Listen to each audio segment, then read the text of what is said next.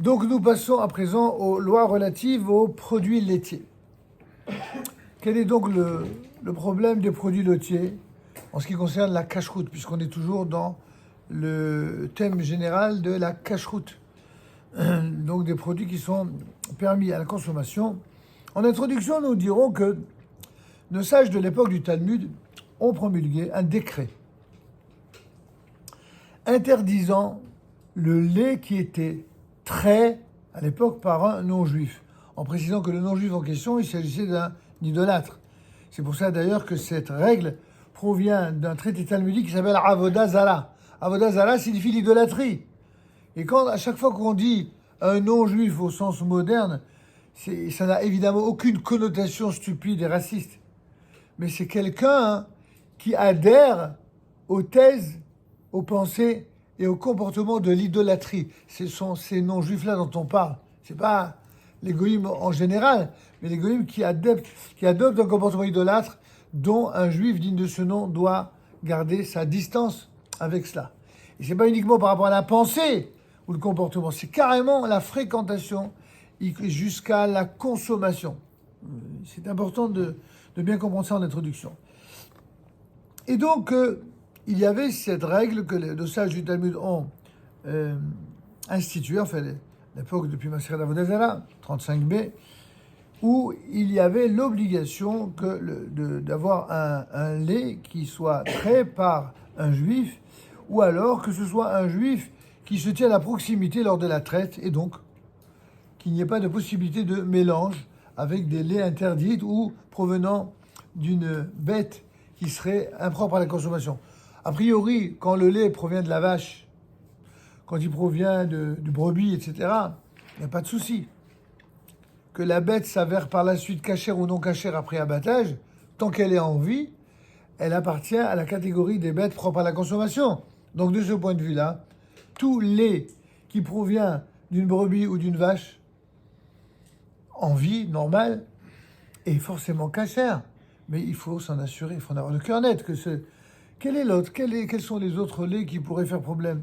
Vous avez le lait de chamel, encore que c'est plus en Orient que à Paris. Hein. Mais il y a aussi le lait de truie. Eh oui. Et ça, par contre, les truies, il y en a quelques-unes. Dans certaines montagnes françaises, ils cultivent cela. Alors néanmoins, il est assez rare, comme on le verra par la suite dans la législation, qu'il puisse y avoir mélange entre les deux, mais il faut en avoir le cœur net, il faut qu'il y ait surveillance. Vous comprenez à présent ? Et donc il est à craindre que la personne non juive, qui ne serait pas scrupuleuse, n'ajoute le lait d'un animal impur qui est prohibé par la Torah, et ça deviendrait forcément interdit.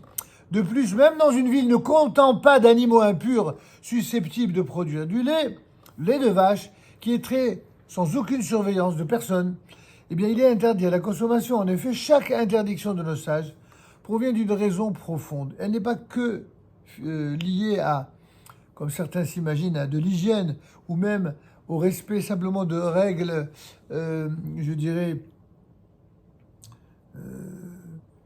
cultuelles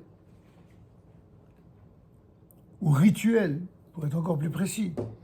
Il y a une raison profonde qui est liée à la Kabbalah, c'est-à-dire à la mystique juive, que peut-être tout le monde n'est pas forcément instruit de ces raisons-là, mais pour autant elles existent et on doit les respecter.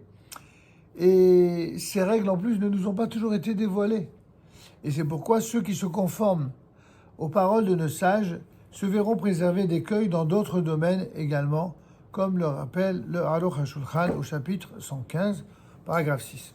L'un des grands décisionnaires du siècle dernier, il s'agit de Rabbi Yechiel Michal Epstein, dans son œuvre Aruch HaShulchan, il rapporte que lorsqu'il présidait comme rave de la ville de Novardok, eh bien, un riche négociant lui avoua que lorsqu'il était en déplacement, il s'approvisionnait chez l'épicier du quartier. Un jour, il décida de vérifier chez l'épicier du quartier lui-même.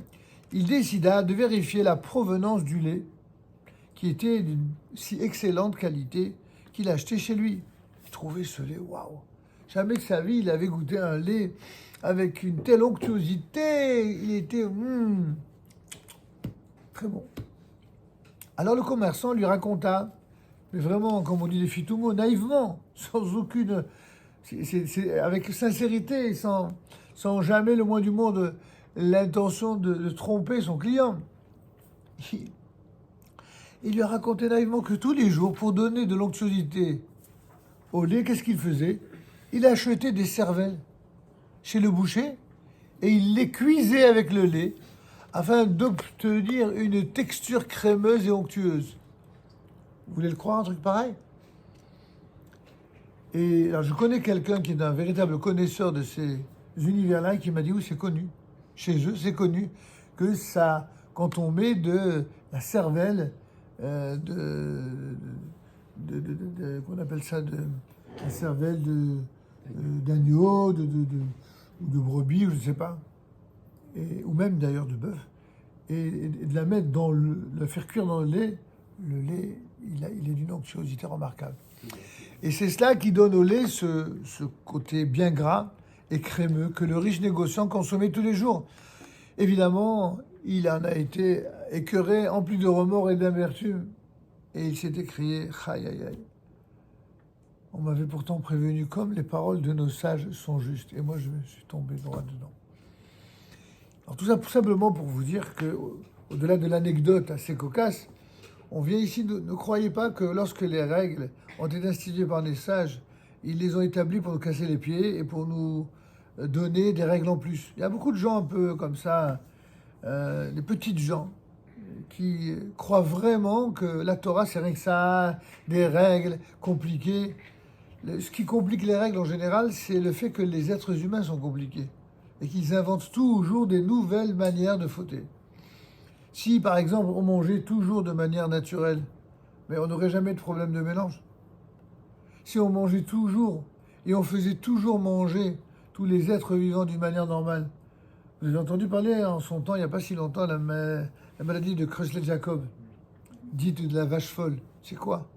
Ils ont donné aux vaches qui sont des herbivores, au lieu de leur donner de l'herbe bien grasse, comme en Normandie ou ailleurs, ils leur ont donné de la nourriture à base de farine faite d'animaux. D'insectes, c'est venu plus tard, d'animaux. Et en fait, ces vaches qui ont mangé ces farines-là, elles sont devenues folles. Elles ne se rendaient pas compte qu'elles mangeaient quelque chose qui n'était pas conforme à leur nature. Elles sont devenues folles, c'est-à-dire que leur cerveau, il a été frappé de maladie. C'est la fameuse maladie de Creutzfeldt-Jakob. Vous vous rendez compte? Il fallait, si j'ose dire, y penser. C'est après coup qu'on a découvert tout cela. Et pourtant, quand la Torah, elle nous dit l'interdiction de mélanger les espèces, l'interdiction de...